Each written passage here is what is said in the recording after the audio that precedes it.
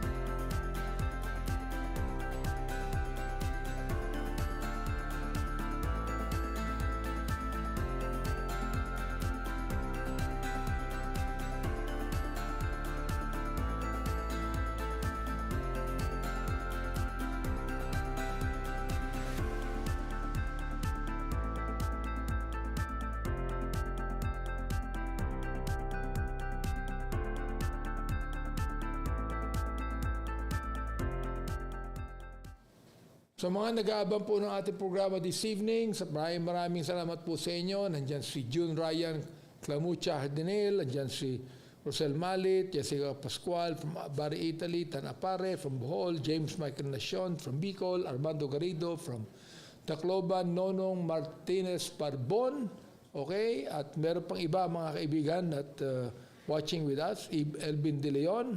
Ano yung nauna? Ayan, no? Ayan, si Elisha Eunice, si Michelle Focata, si Ethan Vargas, Michelle Fogata, Lodi Edwin, si Edwin sa Bari, Italy, okay, Jojo Grabato, Elton Bayani. Thank you very much for waiting for us so you could be able to watch this program tonight.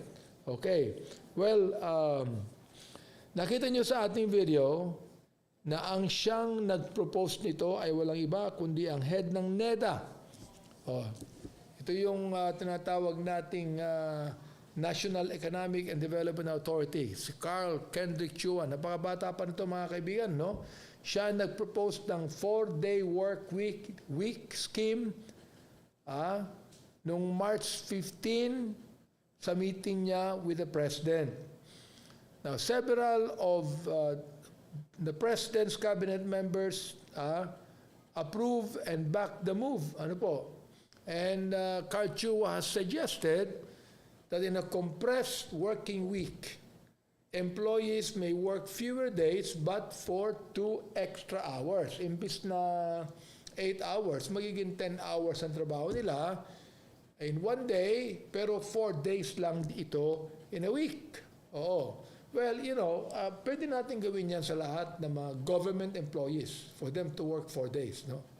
Eh, totoo lang, maraming government employee, hindi naman tatrabaho for 3 working days. Pagka minsan 2 lang, kung mapasok araw-araw yan, hindi naman gumagawa Wala namang ginagawa di ba? Anyway, ito yung proposal. But we cannot impose this sa mga private corporations unless we impose this by law. Okay? Now, ito pong DOLE, Department of Labor and Employment, is in favor of imposing the 4-day work week scheme to help the public save money, energy, amid the increasing prices of fuel. So, tulad ng sinabi ni DOLE Undersecretary Benjo Benavides, and I quote, "We can appeal to the private sector to implement a 4-day work week because again, it is a management prerogative." Ayun. Employers have to decide on this. It's within their sole jurisdiction. Tama yun, ha? Oo. So, itong pinag-uusapan natin, what triggered this proposal? Well, of course, this is due to geopolitical uncertainties, triggering global oil supply concerns. The Philippines saw on March 15, 2022, the price of diesel jumping by an unprecedented 13 pesos per liter in just one round. While the price of petrol jumped more than 7 pesos per liter. Pump prices have been on an upswing in the country for 11 weeks straight. Of course, meron tayo rito parang ginhawa because next week yata mga buwasan ng mga 11 pesos ang per liter of fuel. Well, actually, mga kaibigan, meron din mga bansa na nag-adapt ng 4-day work week plan. For example, like Gambia. According to President Yahya Jammeh. Niyaya po niya ang lahat ng mga Gambians na sumunod sa 4-day work week. Working hours were limited to Monday through Thursday. From 8 to 1,800 hours. With Friday designated as a day of rest to allow residents more time for prayer and agriculture. Hindi naman prayer yun good time pa yung mga ginahanap ng mga yan totoo yun. Mas maraming good time. Yung maraming mga ungas ganyan ng utak Good time palagi utak, mga kaibigan. Okay. Now, in our country, like the city government of Iloilo and the provincial government of Iloilo are eyeing to implement the 4-day work week as suggested by NEDA to cushion the impact of the seemingly ever-increasing prices of fuels. So Mayor Jerry Treña said the policy would be introduced for government employees from March 28. As I've told you, it can only be implemented on all government employees. Okay. Governor Arto Defensor Jr. of Iloilo Province said in one of the executive orders he issued in July 2021, there was already a 4-day work week for employees wherein they work 10 hours per day. But there was a system in place that offices at the Iloilo Provincial Capital are still open from Monday to Friday. However, every office at that time was assigned with a day in the week during which employees were not required to physically report. Defensor is eyeing to revive that instead of closing offices for public transactions on Friday. So, ibig sabihin, sa gobyerno, kung meron tayong 4-day-a-week work, 10 hours each day, pero dapat, pag Friday, bukas din ang government offices. Kailangan yan Pero we skeleton force na lang. Hindi na yun talagang lahat mga kaibigan. Oo. Well, of course, in a meeting with Duterte at Malacanang Palace on Tuesday night, Carl Chua cited that his proposal was also done in 1990 during the Gulf War and in 2008 when the fuel prices also spiked. So anong sabi ng labor groups? Anong sabi ng labor groups? Due to fuel price spikes, a trade union in our country had asked for the doubling of the minimum daily wage in the National Capital Region to 1,000 pesos from the current 512. Meron pang isang labor group, ang sabi nila, the 4-day work week would lead to financial dislocations for daily wage earners. Yun ang kanilang paniwala. Oo. Ngayon, ang sabi naman ni Carl Chua, ang head ng NEDA, that rather than increasing minimum wage and fare, the government should provide relief, unconditional cash transfers, and conserve energy to manage inflation. The statement was made during President Duterte's talk to the people, which aired last March 16. Tatlong rekomendasyon ni Carl Chua. Ano yung first? Is to focus relief efforts toward the vulnerable sector. Second, to provide unconditional cash transfer. And third, he suggested that cutting the 5-day work week down to 4 will help conserve energy and save gas. May katuwiran. Pero anong sabi ng Employers Confederation of the Philippines, ECO, and the Foreign Buyers Association of the Philippines? Ngayon, sa dyaryo, ang sabi, they are against the proposed 4-day work week, saying it will be counterproductive and bring up costs. O, subukan natin kung mangyayari yan, di ba? On a temporary basis, sabi, it is possible, but we don't agree with it, according to ECO President Sergio Ortiz Luis Jr. Sinabi niya in telephone interview over the weekend, noting the implementation of the 4-day work week may not achieve the intended objective of cutting costs amid rising prices. O, lahat sila may katuwiran. Pero ano, maganda. O, sa akin, wala po akong problema dyan sa tinatawag na 4-day work week at 10 hours each day. I don't have any problem with that. Okay? Sapagkat yun naman mga, for example, like yung mga members po ng aking church, for example, they're disciplined enough to work properly, work honestly, and use the remaining days for rest with the family and with what? Spiritual things. Kaya walang problema niya. Pero anong gagawin na marami? Hindi na sila makakaipon dyan because good time palagi iniisip niya. Nakikita niyo naman na pag sinasabi ng TGIF, thank God it's Friday, di ba? I mean, pagtapos ng Friday, weekend na yan, mga kaibigan. Nasaan ang mga tao? Traffic pa rin dyan sa Makati, traffic pa rin sa Eastwood, traffic pa rin sa iba't ibang lugar kung saan maraming restaurant, maraming nightclubs, maraming pubs. You know? Doon nila ginagasta yung pera at dapat nilang ipunin for their own family. Yun ang problema ro. Kaya alam nyo, sa totoo lang,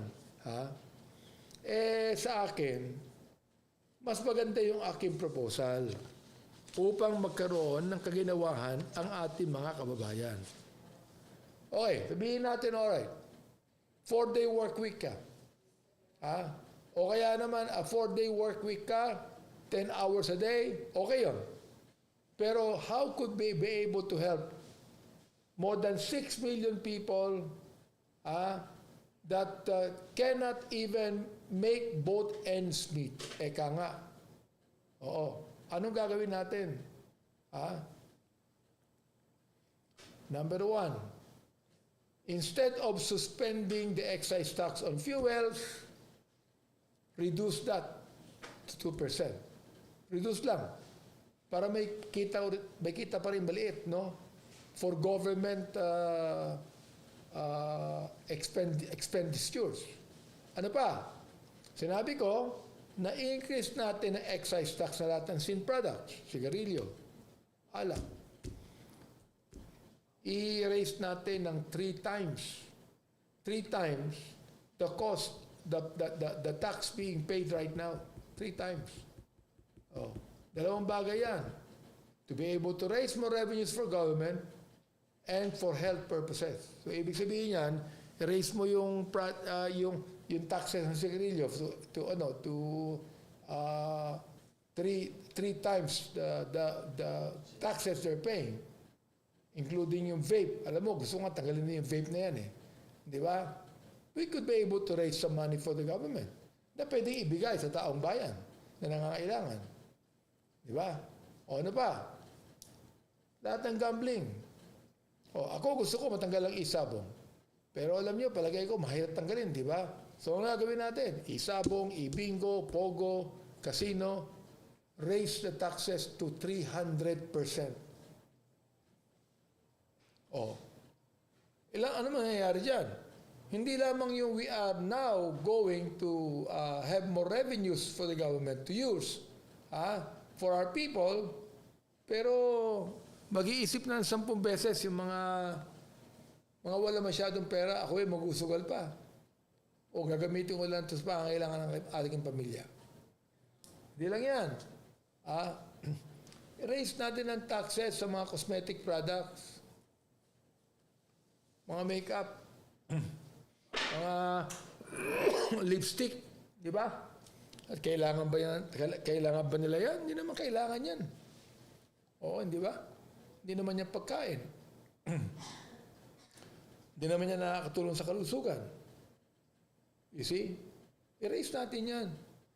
Marami tayong pwedeng gawin upang magkaroon pa ng malaking pondong gobyerno upang bigyan po ng tinatawag nating tulong ang mga drivers, mga operators, mga farmers, mga fisher folks, lahat. Kinakailangan lamang not only tightening our belts, but, raising the taxes on things that are not actually important, but only for pleasures. Only for pleasure. Di ba? Sugary products, like Coca-Cola, Pepsi-Cola, lahat ng mga yan. I-raise ang taxes niyan. Magiging maganda pa yan sa mga diabetic na gustong-gustong uminom ng Coke o ng Pepsi. Raise ang taxes. Oo. Lahat ng gumagamit ng refined sugar, raise ang taxes. O, kaya makikita nyo, gagamitan nila either na cocoa sugar or brown sugar na lang. Di ba? O maskubado na lang. Mas masarap pa nga yun. Pero siyempre, kinakailangan pa rin mag-ingat. So mga kaibigan, yan ang isang bagay na kinakailangan natin makita. Oo. Yan, sinabi yan ni Senator Joel Villanueva. Kinakailangan muna magkaroon daw ng policy cohesion in terms of NEDA's recent proposal. It's also allowed to seek to allow BPO workers to work from home. Yan. Work from home. Okay din yan. No? Okay. This 4-day workweek plan is also supported by several lawmakers, like including Senator Panfilo Lacson, Win Gatchalian, who is also the chair of the Senate Committee on Labor, Employment, and Human Resources. Sabi ni Lacson, he will support the 4-day work week as long as daily wage earners will be properly compensated. Tama rin yun. Sinabi pa niya that it will not only save employees some fuel, but this will also give them more time to spend with their families. Correct. Oo. And more time sa akin, to serve the Lord, di ba? Meanwhile, Gatchalian also expressed support to the 4-day work week while renewing his call for the Department of Labor and Employment on the full implementation of the work from home law. Yan, work from home law. Okay, so maganda pinag-usapan natin. Anong palagay nyo rito? Kung gusto nyo mag-comment dyan, comment lamang kayo. This time, tatawagin ko na si Kuya Fog para ibigay sa atin ang ating Chronic Quiz. Take it away, take it away. Ayan, magandang gabi sa inyo mga kaibigan. Medyo late na, pero again, welcome to another round of Chronic Quiz. Again, you have 7 questions. Kung alam niyo po ang tamang sagot, ilagay lang sa comment box ang inyong sagot. Kung kayo ang nauna at tama ang inyong sagot, you get 1 point at the end of 7 questions kung ikaw ang pinakamaraming tamang sagot. Kayo po ang mananalo ng 200 GCash. So kung ready na po tayo, dapat nakinig na naman kayo ha. First question. Who proposed and recommended the 4-day work week scheme in the Philippines? Sino po ang nag-propose at nag-recommend ng 4-day work week scheme sa Pilipinas?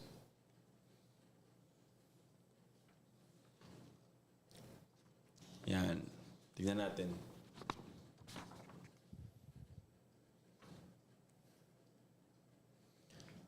Pwede, Pastor Tan. Basta mauna ka sa mga sagot mo. Manny Pacquiao daw. Ayan. Ethan Yuri Vargas. Very good. Neda. Neda po ang nag-recommend. Actually, tama ka. Si Carl Chua. Question for 1 point for Ethan Yuri Vargas. Question number 2. What does NEDA mean? Ano po ang ibig sabihin ng NEDA or NEDA?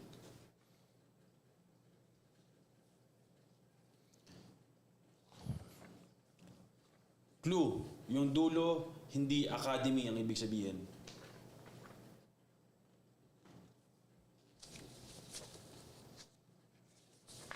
Ayan.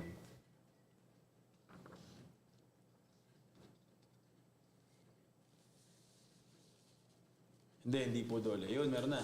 Oh, si ano ulit? Ethan Yuri Vargas, nauna ka na naman.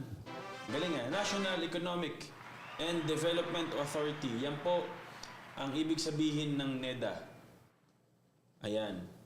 Kung ready na, question number 3. What triggered this proposal? Ano po ang nag-trigger ng proposal of the 4-day work week scheme sa Pilipinas? Ano po ang nag-trigger? Bakit naisip ng NEDA at ni Carl Chua na i-propose ang 4-day work week scheme?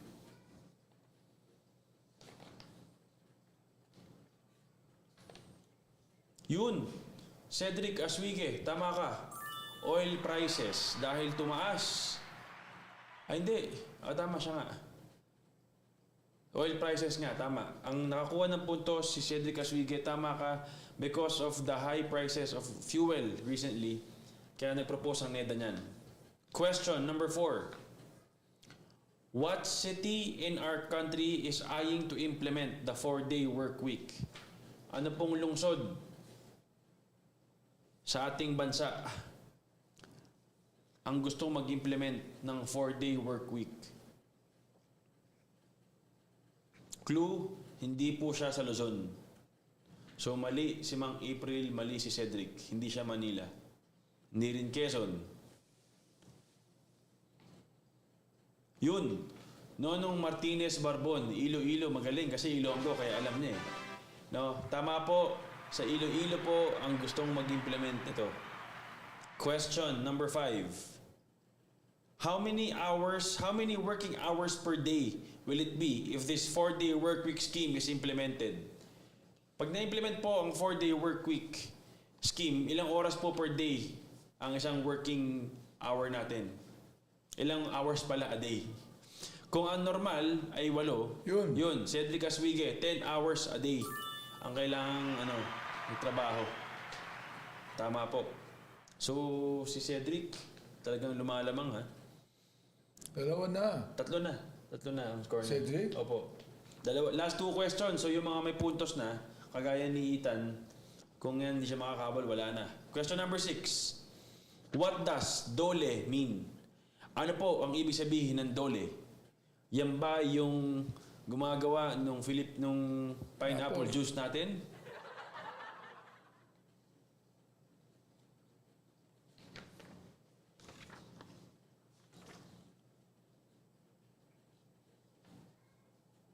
Yun, si Cedric ulit. Department of Labor and Employment. Ang galing ah. Mabilis mag-type ah. Okay, so of course, runaway winner si Cedric. Pero question number 7, just para lang matapos ang mga tanong. Question number 7, last question for the night. Does Dole support this 4-day work week proposal? Sinusuportahan po ba ng Dole ang ating 4-day work week proposal ng NEDA?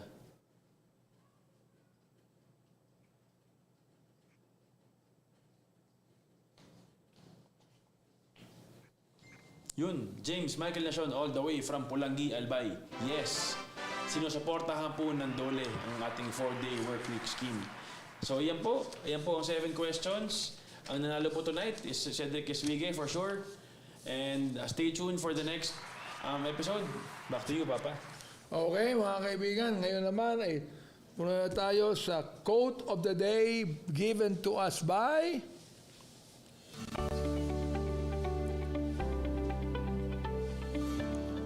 ayan, number 53, mga kaibigan, na Peace Party List. Sabi po ni Matthew Kelly, work-life balance is not an entitlement or benefit. Your company cannot give it to you. You have to create it for yourself. O yun. Okay, no?